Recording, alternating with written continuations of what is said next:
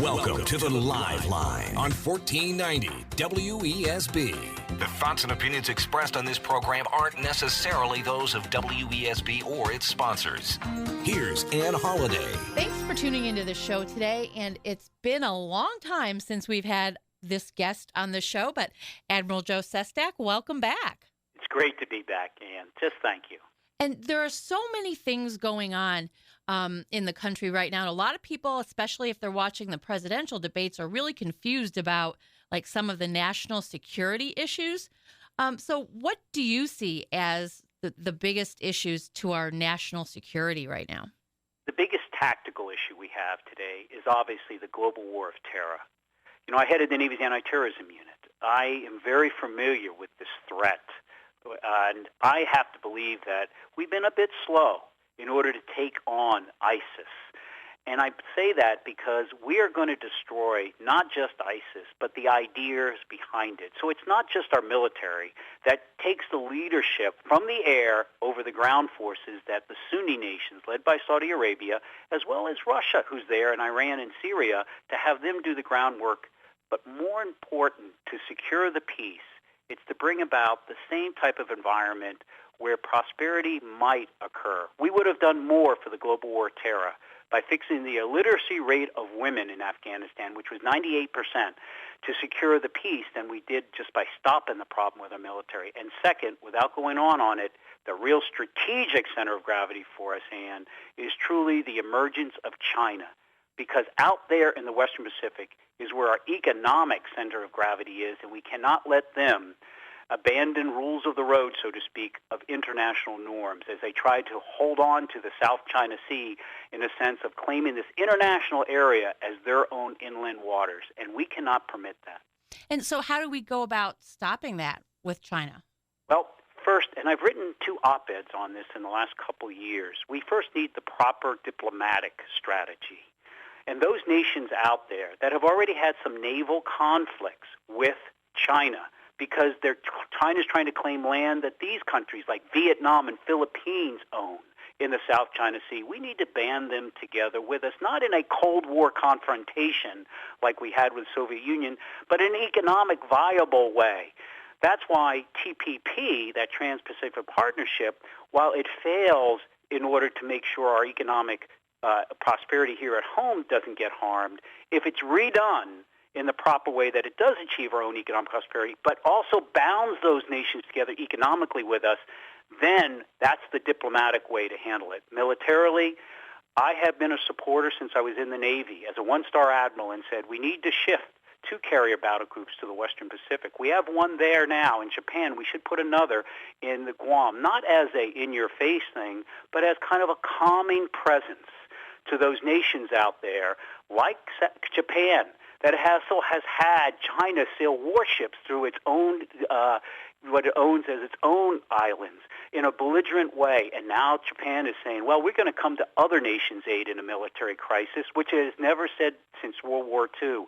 We have to be out there as the honest broker, and then to demonstrate that China, as we sail our own vessels quietly, professionally, in what's called freedom of navigation exercises through what is claimed illegally by China, just to have a quiet show of presence, that China, you're going to have to militarily abide by the rules of the road. Those are the starting points, and more can be discussed, of course, but that is what has to be done.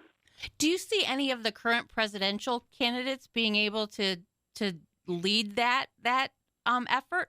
It's a great question by you, and I have said that I do believe that there is such a dearth, a deficit of foreign policy and military experience on both parties, particularly in the Senate. There's hardly anyone there who can bring about an understanding that military option needs to be on the table, but the back of the table, and use it wisely. But I do think that Secretary Clinton does bring a hard-nosed understanding of foreign affairs. I think she has the temperament to be a very good commander-in-chief. I'm not trying to put someone like Bernie Sanders, he's raising what's the scourge of our society today. But I think she probably, of the Republicans and Democrats, brings a better understanding of how to go about things. Doesn't mean it's perfect. I didn't agree with her decision to support the Iraq War.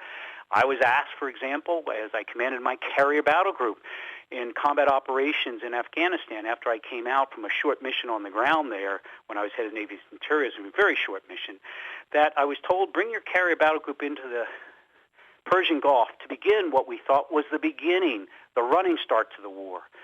My boss in there, the higher admiral, said when I flew in to see him, said, Joe, what do you think about what we're going to do? I said, we're ready to go. He said, no, what do you personally think?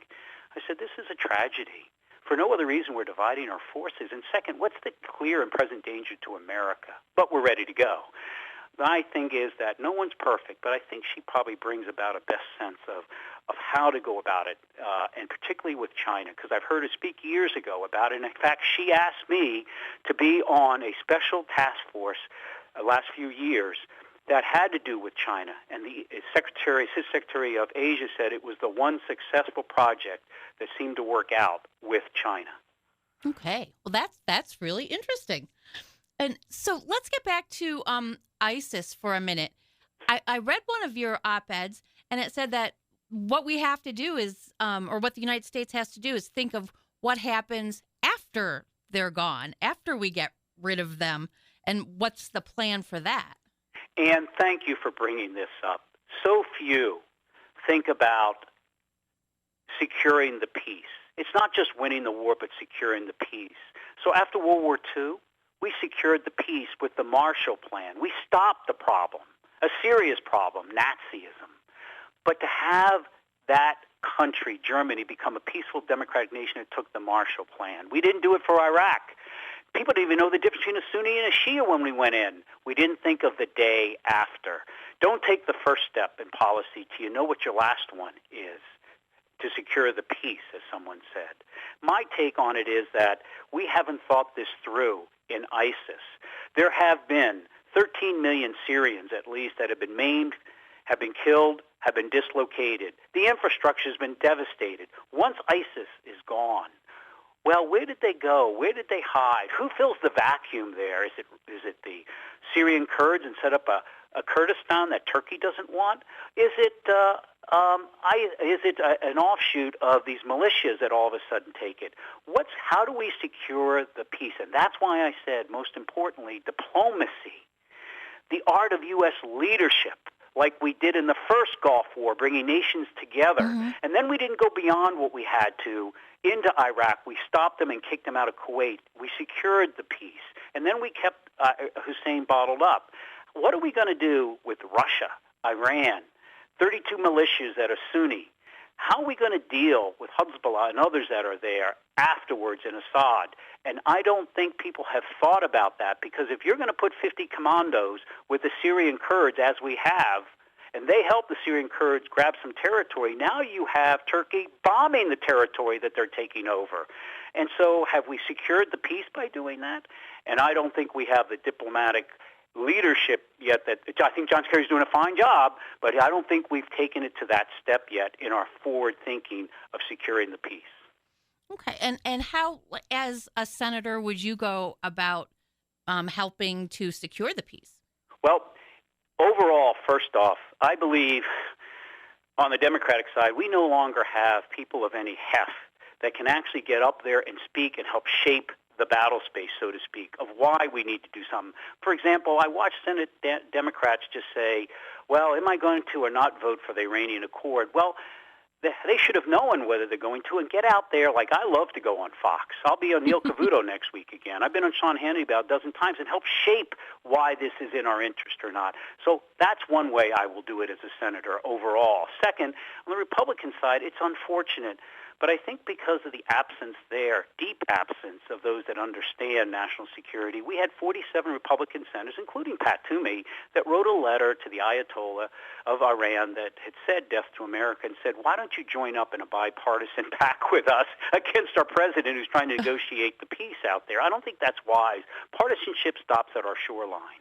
So that's how I'm going to try to fill the space in a logical way, practical way out there. But with regard to securing the peace in ISIS, I think we're going to have to work deftly, very carefully, to understanding that Assad, the president of Syria, that as terrible as he is, doesn't threaten us, has to remain there for some not insignificant period of time. Russia will eventually, as it's indicated in Iran, it sometimes doesn't care if he goes. They just want to make sure that there's some form of stability afterwards. That's a little bit in their interest, and Assad is in their interest. We get that. But we didn't try to get rid of him 5 years or 10 years ago, so we can live a bit with him bringing about some stability. Second, eventually we're going to have to work, I think, without mandating it, to an acceptance that the Sunnis, the Shias, the Kurds are going to be probably having some semblance of what we did in the former Yugoslavia, sections that are kind of theirs, in a peaceful, often restive instability there. And moving us towards that and knowing what that game plan is the way I would go about it. It's just like President Roosevelt meant with Winston Churchill on the destroyer in the northern Atlantic prior to our entering the war, to hammer out the Atlantic Charter of how the war would end in securing the peace. And I think that's what needs to be done. It's going to be tough, but we've had tough problems before, and U.S. global leadership is absolutely the key to bringing about securing the peace, or else we're going to be stuck there for another decade where we shouldn't be. Well, you mentioned partisanship, and this isn't about national security, but it is a very important issue, and one that I don't think we should be, politics shouldn't come into it that much. It's President Obama selecting a replacement for Justice Scalia. What do you think about that? I think if President Obama failed to submit a nominee, he would be in dereliction of his constitutional duties. Nowhere does it say to stop, with about a year to go on that. We don't ask senators, for example, to stop voting in their last year on any significant piece of legislation because we're in an election year. And I think on the Republican side, they do a dereliction of their duty by not letting the nominee come forward with open process. Vote against it if you want.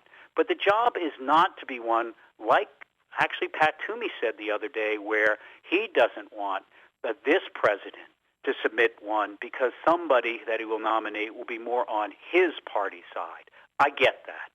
But that's politics. If you want to reject it, at least go and do what you're supposed to do, is let the process work out. If a Democrat Senate does this and I were down there, I would oppose it and vociferously argue we are here to do the duty for the people, not party. And as William Penn said here, justice delayed is injustice. And our own founder of Pennsylvania wouldn't want this delayed. Well, I can't understand how Republicans are against President Obama's nominee, even though he hasn't nominated anyone yet. How do they know that they won't like him? That's what's the point.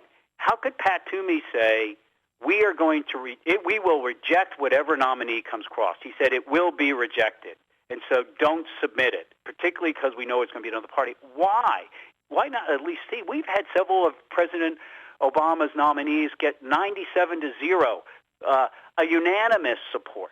And so maybe we'll get someone who can actually meet that happy medium of understanding America's great characteristics, two of them. Yes, we value rugged individualism, but we also value that we're in this together.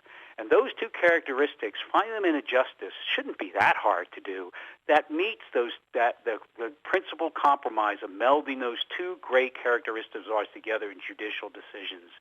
I think that, as Senator Specter once said, except for the vote to go to war, the next most important one you have is the decision on a Supreme Court justice.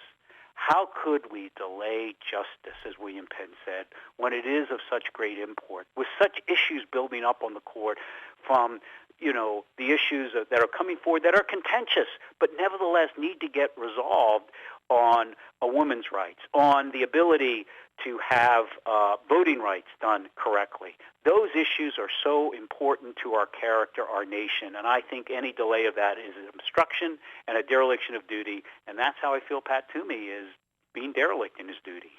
So how do you, besides, of course, I know you're out to beat Pat Toomey, but other than that, if you do and you get to Washington, how would you go about trying to get rid of all these obstructionist ideas and get down to the business of government? I'll do it the same way I did in Congress. My first 2 years in Congress, I had 20 pieces of bipartisan legislation passed, from the first movement of money into autism and the first Elder Abuse Act to forgiveness of loans for those who go into physical or occupational therapy or audiologists or speech pathologists, because we need so many for traumatic brain injuries of our warriors and for children who are autistic. Those were bipartisan because I don't beat up personally. I argue the merits of those two characteristics. We're in this together, but we want to be rugged individuals. But I'll also do it just like you and I talked about earlier. A job of someone in public office is to show people the facts through a prism that can help galvanize them to action. And Democrats don't do this. I'm tired of watching McConnell and Reid just argue about each other not being worth very much. I'm not interested in that. Right. I'm worth about the hard debate of ideas, showing how one idea can help work and how the other idea would not, factually and pragmatically, and then bring about a principal compromise. In fact, I represented a Republican district. My first race, I became the second Democrat congressman since the Civil War. My second race, we won by 20 points. Even though I raised another $3.5 million for the race, I only spent $28,000 on yard signs.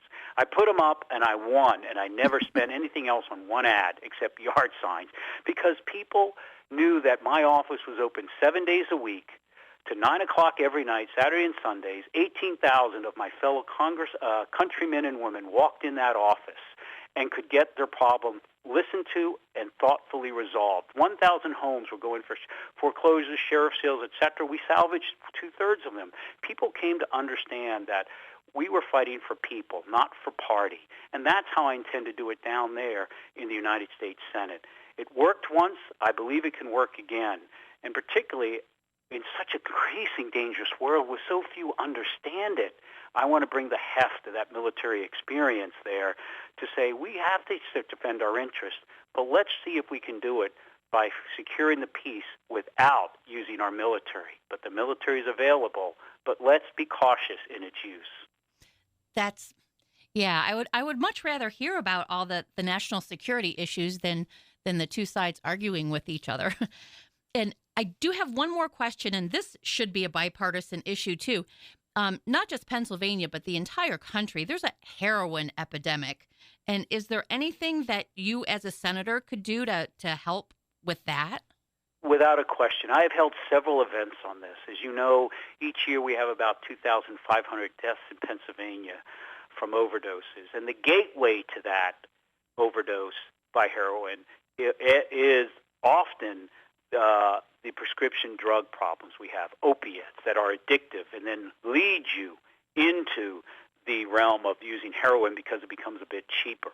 There's a number of things we have to do. As a senator, I take a different approach than Senator Pat Toomey, where he voted against the bill that provided more funding in order for us to finish the research on a non-addictive opiate. We're on the cusp of having opiates be non-addictive. That would resolve the gateway to heroin abuse, the primary gateway to heroin abuse.